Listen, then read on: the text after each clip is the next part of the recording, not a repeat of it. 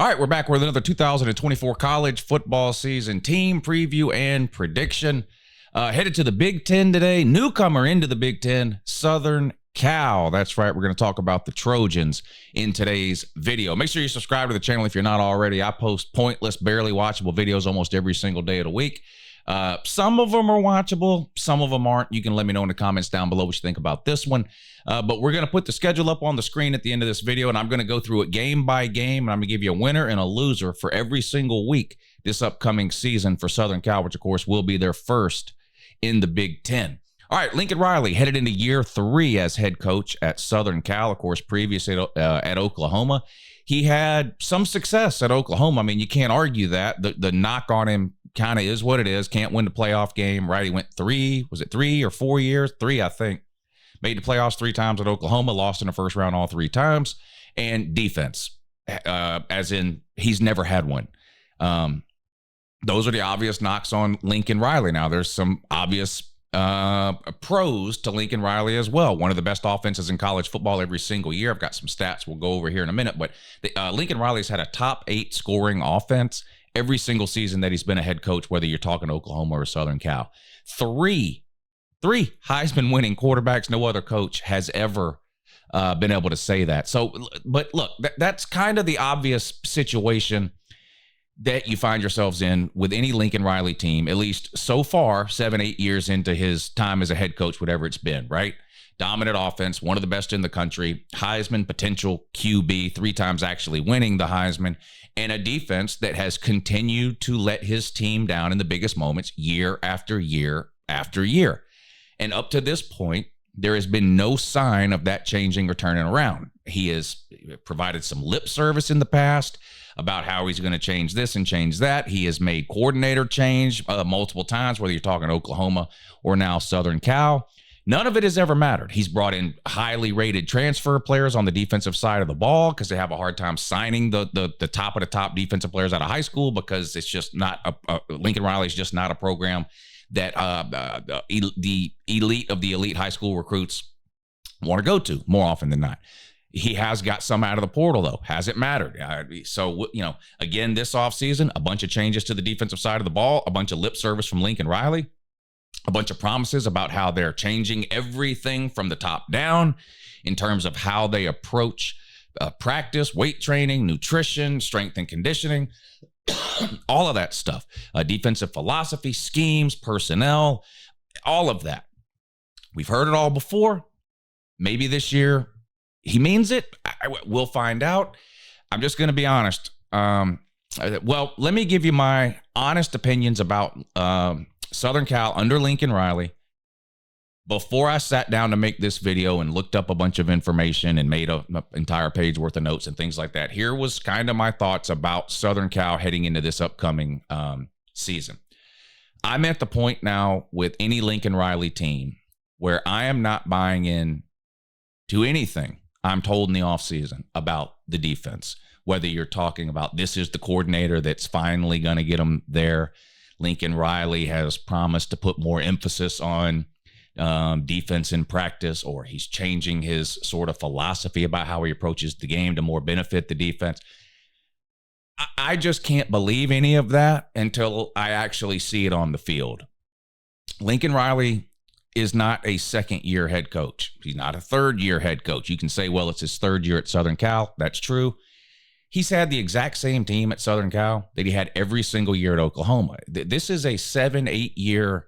It's not even a pattern or a trend. It's just kind of, this is what Lincoln Riley is.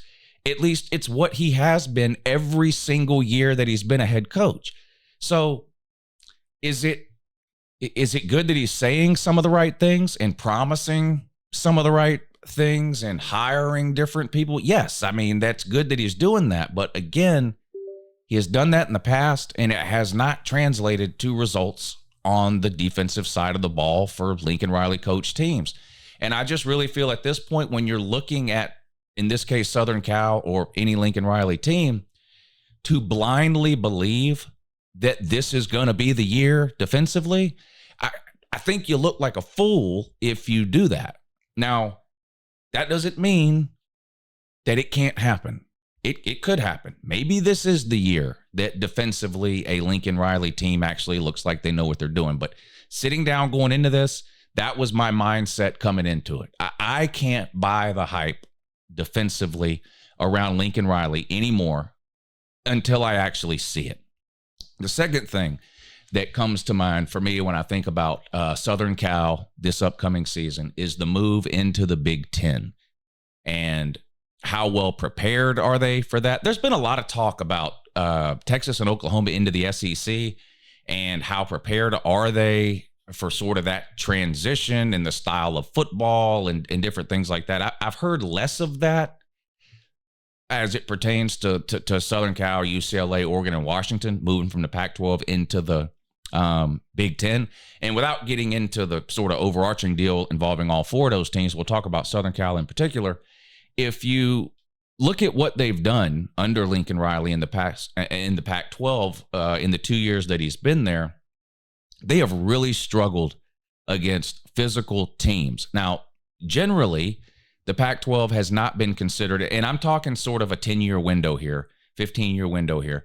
The Pac-12 has not been considered like a physical conference. I think this is the perception anyway.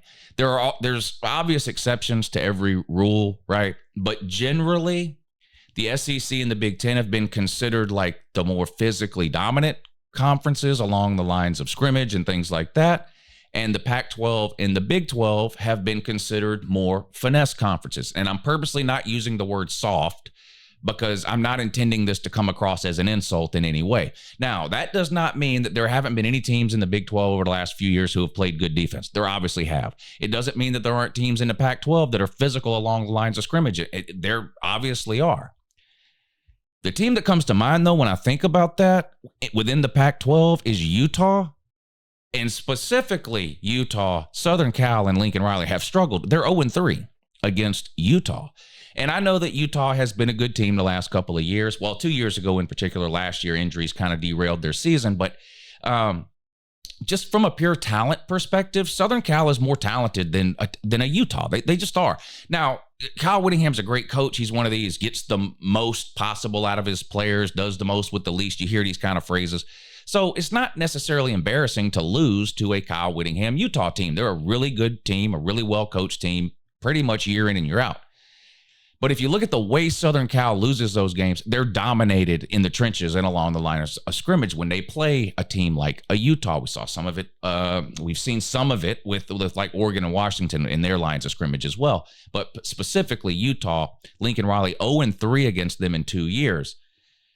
When I look at Southern Cal moving into the Big Ten, away from the Pac-12 and into the Big Ten, there are, almost every single team they play is going to be a Utah type team along the lines of scrimmage. And I'm not talking about, your Ohio States, your Michigans, your Penn States, that's with NFL offensive and defensive lines.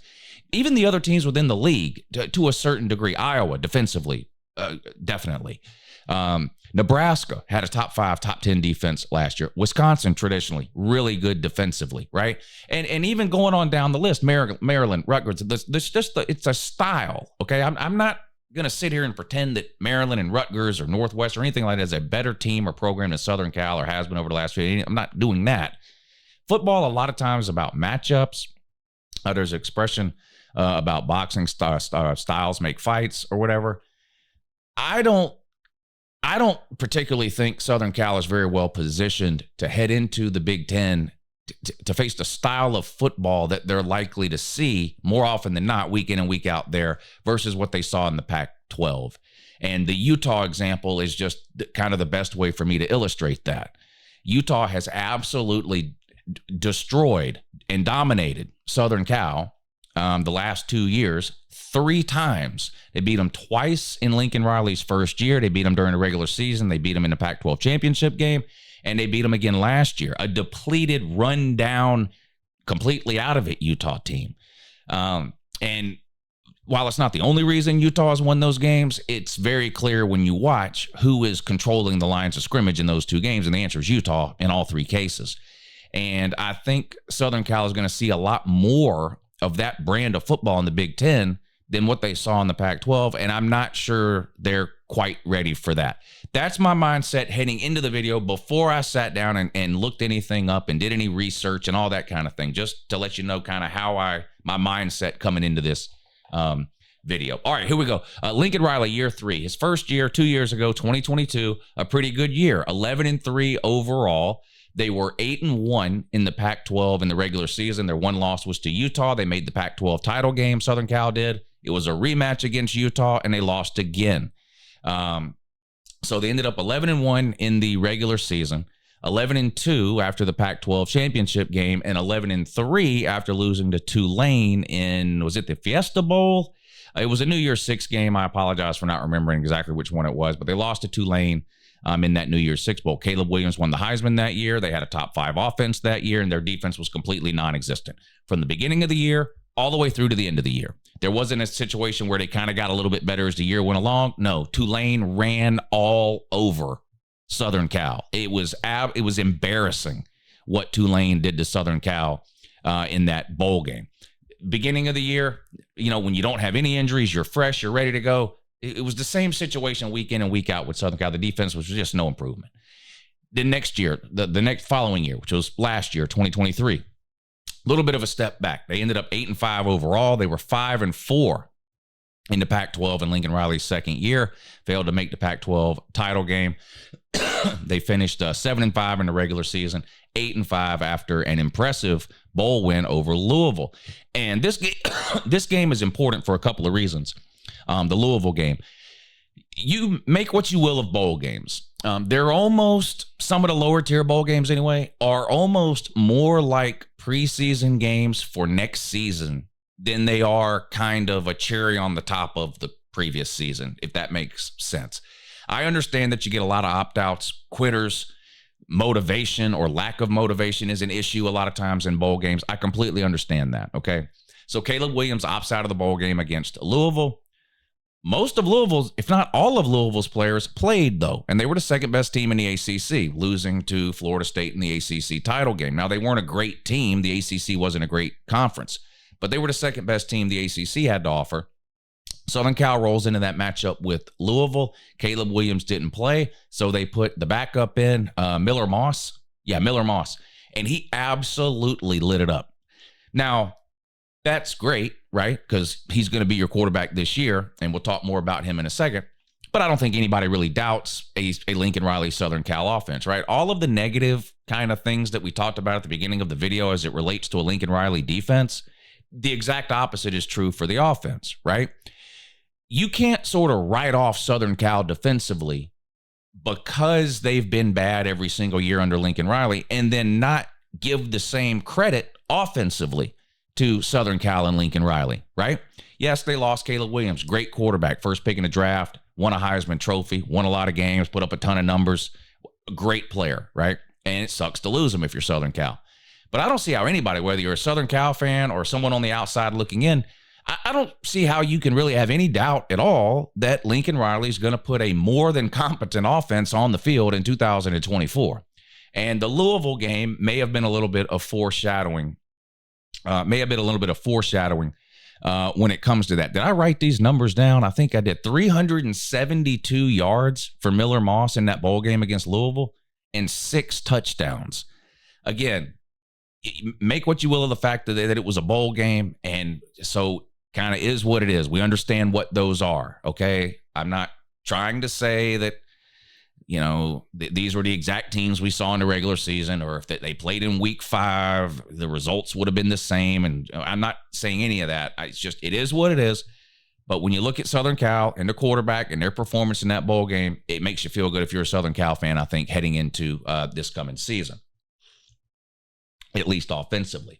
Now, bad news. They gave up 4 touchdowns in that game. What was the score of that game? 42-28, I believe, was ended up being the final score of that game. Yeah, 42-28. So you gave up 4 touchdowns to a Louisville team that couldn't get a first down against Florida State, for example, a team with a legitimate defense. But anyway, so that's the quarterback situation. That's Miller Moss. He'll be the guy next year. Who's he going to have around him? They lose a lot offensively.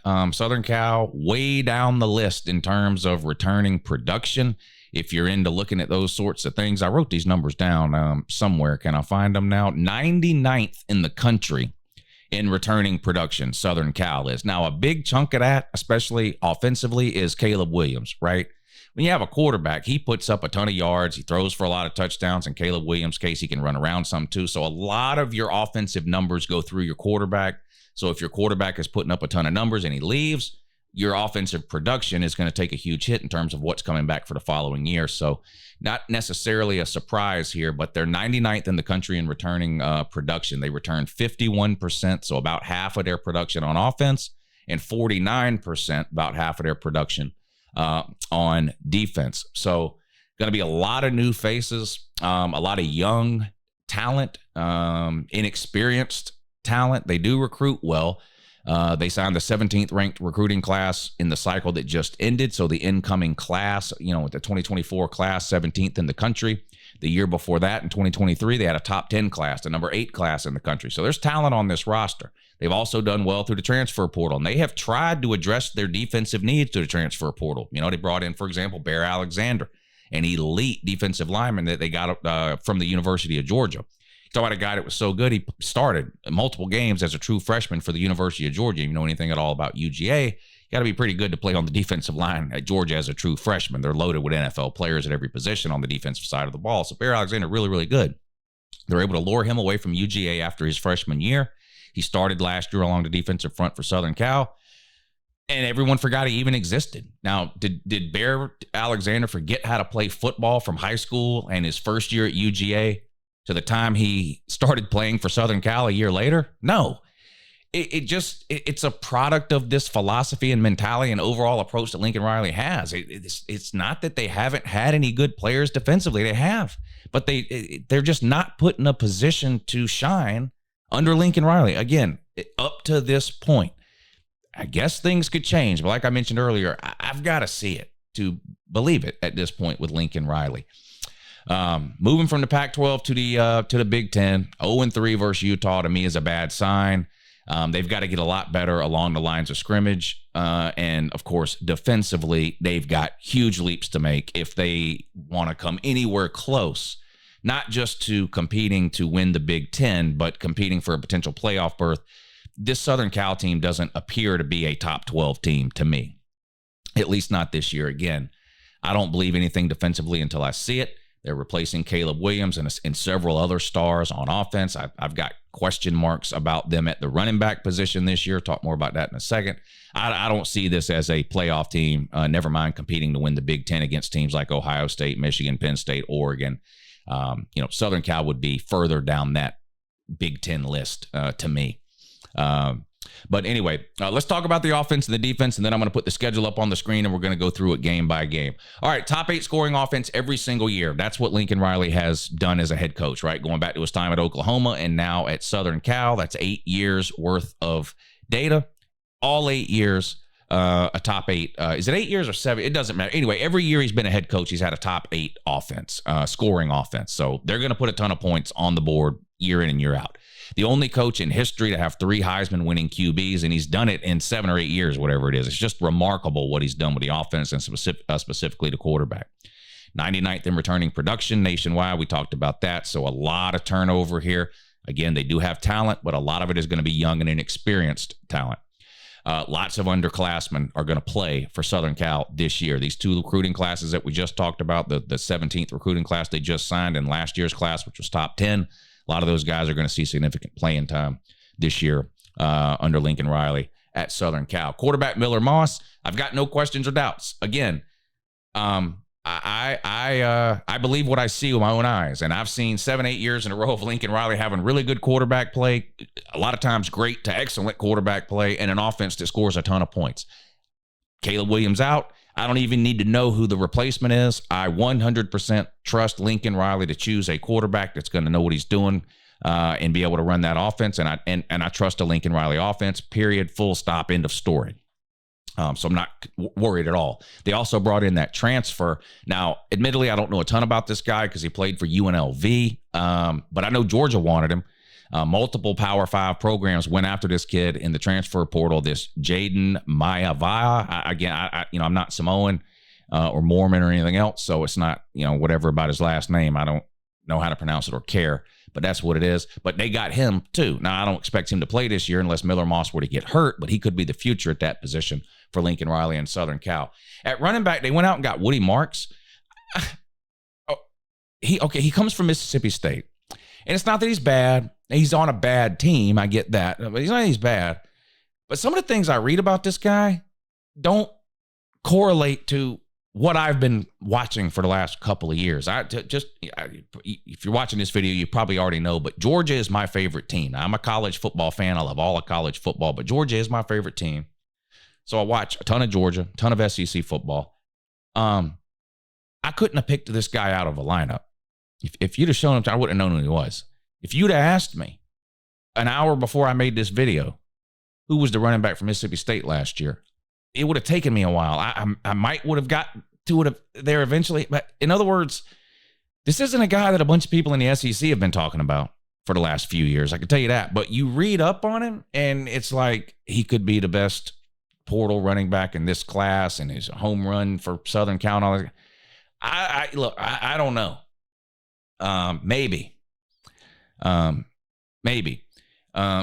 give you a comparison. A couple of years ago, through the transfer portal, they brought in the guy from South Carolina. Now I knew him.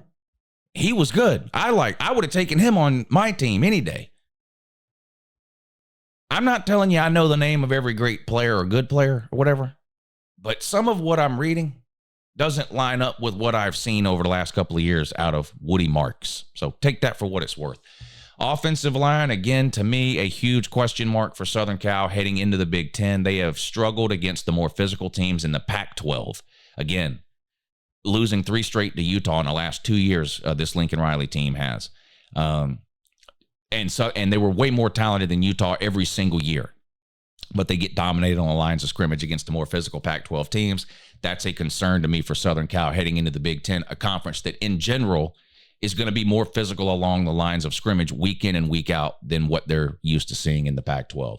Defensively, I don't know what more I can say. I'll read you a couple of things here. But again, I don't have any interest in anything that I'm told about a Southern Cal defense in the offseason because I've heard it all before. He's serious this time. This is the right coordinator hire. He's brought in the pieces that he needs. He's changed the practice routines and habits. He's changed his overall philosophy about how to run the program. He's beefed up strength and condition. I've heard all of this going all the way back to his days at Oklahoma, and it's never the results have never shown up on Saturdays in the fall, ever. Maybe they do this year, and if they do, Southern Cal will have a better record than what I think they'll have. But I can't go out on that ledge. I can't. I've got to see it first before I can buy into it. They replaced their entire defensive staff. Again, that's a good thing. The defensive staff was terrible. But he's done this before with no visible effect. So, again, we'll see. The defensive coordinator he brought in was the defensive coordinator from UCLA. And he did an amazing job. He inherited a UCLA defense that was ranked 87th. And in 1 year, he made that defense the 11th total defense in the country this past season at UCLA. Of course, Chip Kelly bolted, gone. And now this defensive coordinator, D'Anton Lynn, comes to Southern Cal. I have no doubt that he's a good defensive coordinator. Is he going to be hamstrung by the overall philosophy that Lincoln Riley runs at Southern Cal? We'll see. That's what's happened in the past. Depth, talent, philosophy.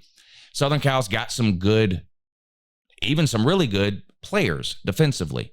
Southern Cal's got, they got Bear Alexander along the front, and then there's a linebacker. They've basically got one player at each position that I think has potential to be elite, even NFL-type talent.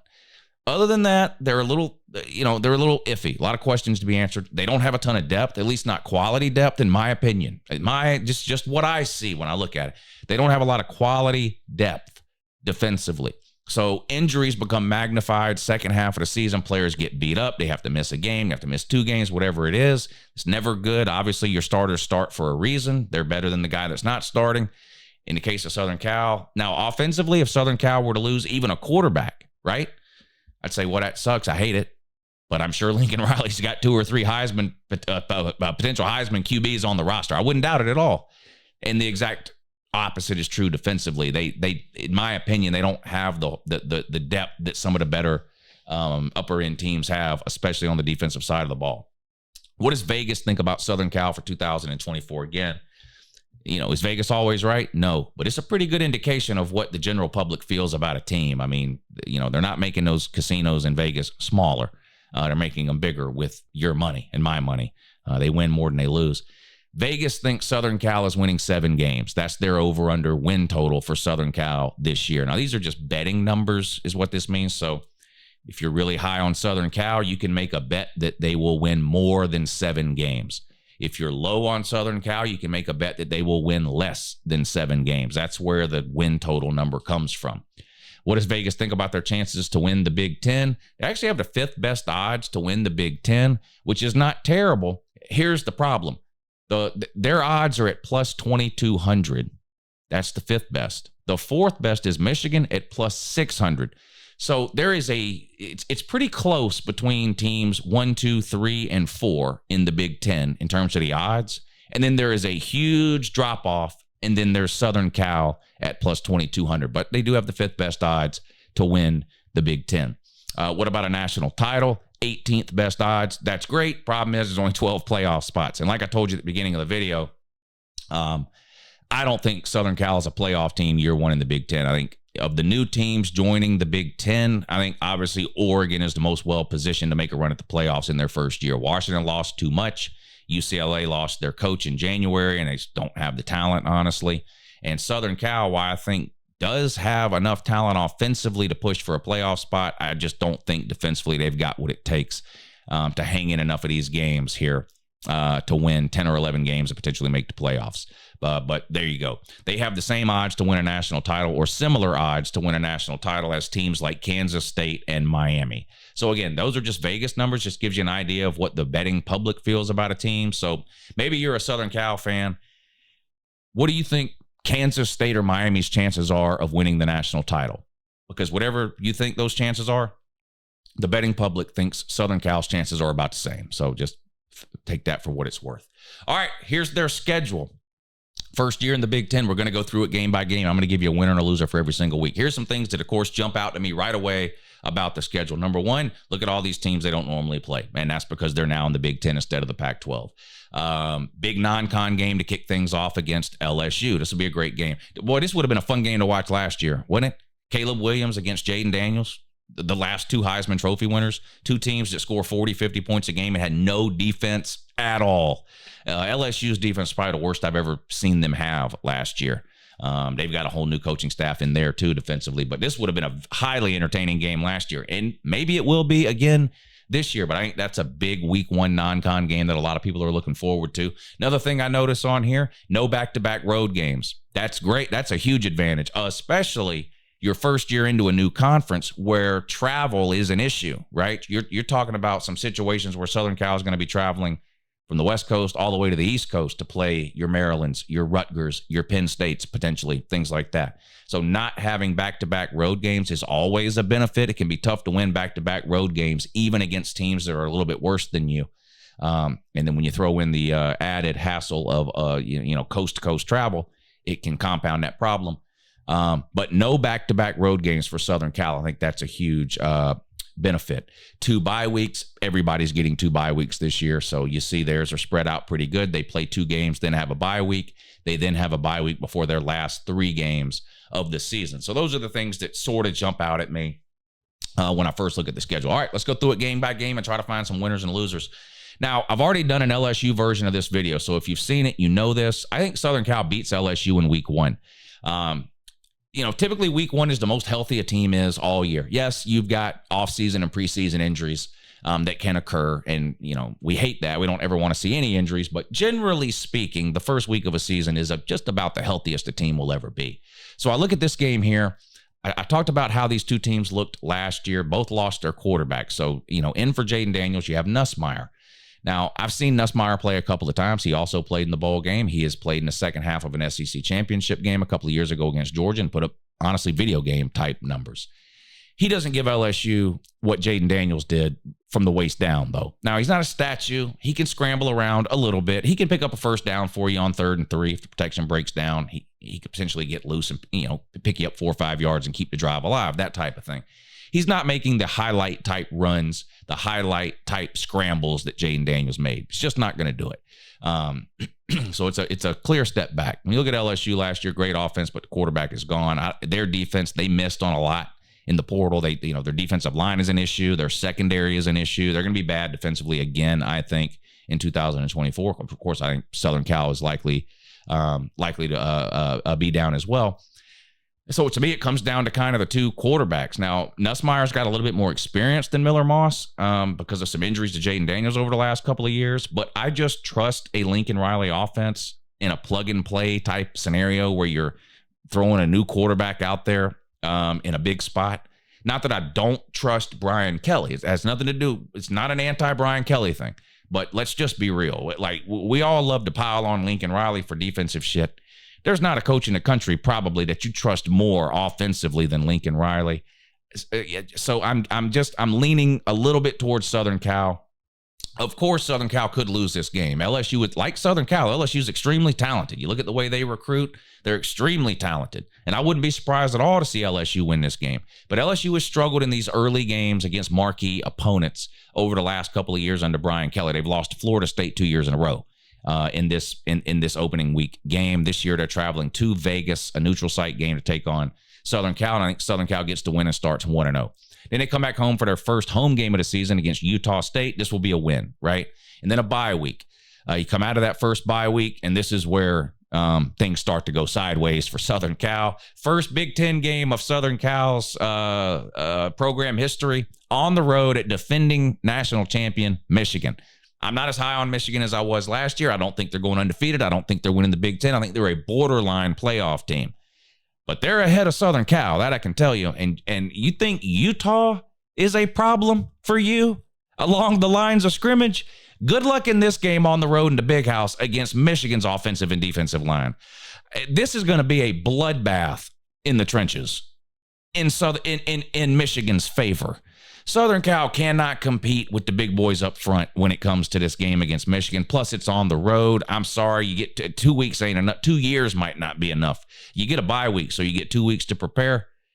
2 years wouldn't be enough time to prepare. Southern Cal takes its first loss of the season on the road at Michigan. They come back home and they play Wisconsin. I think they lose this one too. I'm high on Luke Fickell. Not great last year, but you have to remember that was a total turnaround what they were doing there. Wisconsin's been a ground and pound, big line of scrimmage, 2 NFL running backs and a quarterback that doesn't know which way is up. They've been that for years.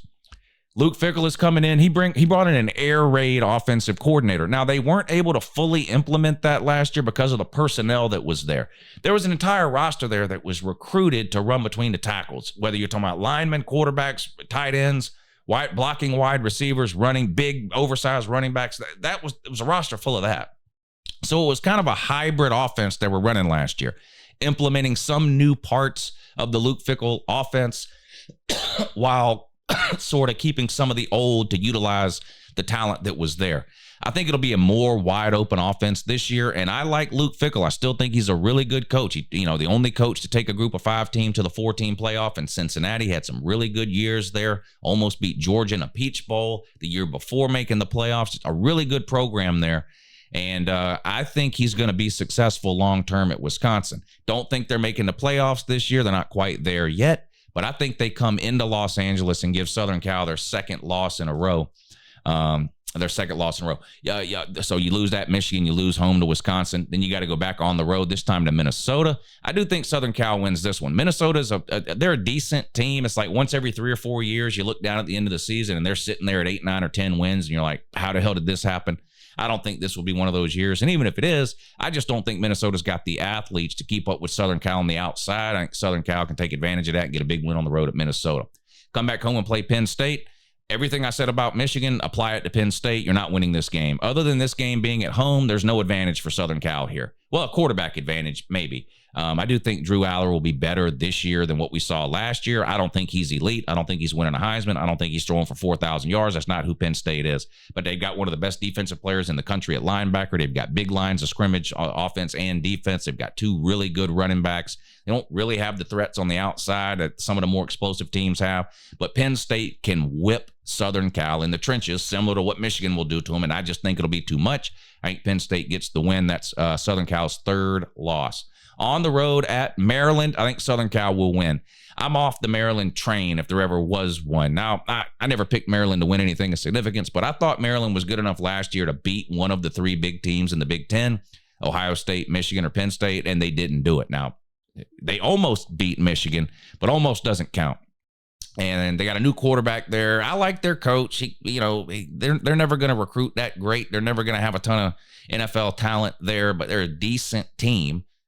But I think Southern Cal goes on the road and gets a win. Come back home, play Rutgers. Greg Schiano, he's done okay at Rutgers, not nearly as good as he did his first go-around at Rutgers before leaving for the NFL. Now he's back at Rutgers. Home game for Southern Cal. They should be able to win that one. On the road at Washington. Washington just lost too much. Way too much. The entire coaching staff, they lost 21 of their 22 starters. I like that coach they brought in from Arizona, and I think he can get Washington back to being a respectable program. But Washington looks an awful lot like last year's TCU to me. TCU made the national title game 2 years ago and then could make a bowl game this next season at 5. I think they finished 5-7. I think Washington will probably do a little bit better than that, but not much better. And I think Southern Cal goes on the road and beats Washington, a familiar road environment, two previous Pac-12 teams there. Then you get your second bye week. You come out of that, you host Nebraska. Again, I've done a Nebraska version of this video, so if you've seen it, you already know this. I think you beat Nebraska in what might be your biggest win of the year, that or maybe LSU. Southern Cal's offense is going to be good. They're going to score a ton of points. The defense will let them down against teams like, Wisconsin, Penn State, Michigan, whatever. But I think they're good enough offensively, and especially if they improve defense. If they improve significantly on defense, they'll have no problem at all with teams like Washington, Rutgers, Maryland, maybe even a Penn State or a Wisconsin, right? They'll have no problem. It's just I feel like the defense is going to let them down a couple of times, Penn State, Wisconsin. But I do think you'll beat Nebraska at home. I know they're second year coach there and there's high expectations, but they got a freshman quarterback there.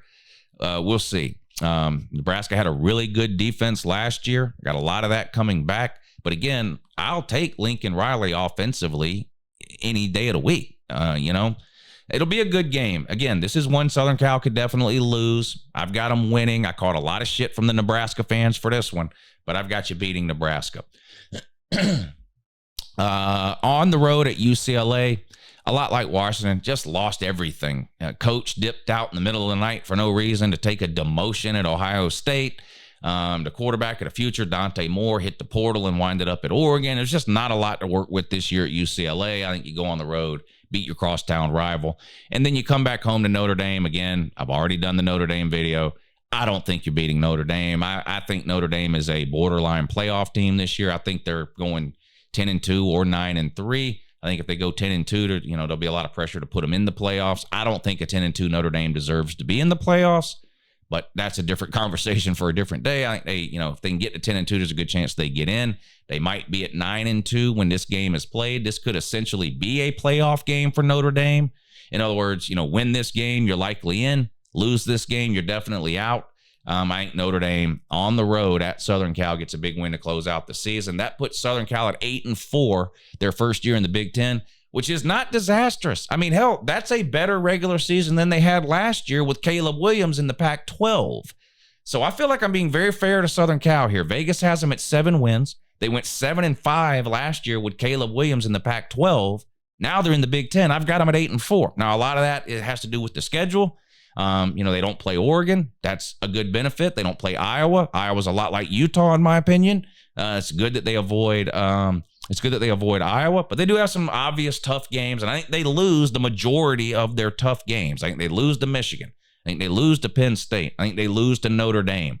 Those are three teams that, to me, are clearly better than Southern Cal. Now, I've been wrong before, could be wrong again, but I think those three teams are clearly head and shoulders above where Southern Cal is right now.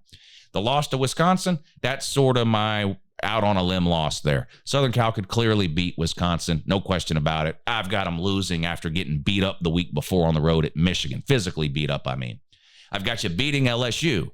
You clearly could lose to LSU, so it's possible I've got the LSU and the Wisconsin games wrong, and maybe you lose to LSU and beat Wisconsin. That's, of course, possible. You also could pull a big upset and beat a Michigan or Penn State or a Notre Dame. But I've got you at 8-4. Those are the losses I see for Southern Cal. Appreciate you watching. Be sure and let me know down below how stupid I am, and have a good morning.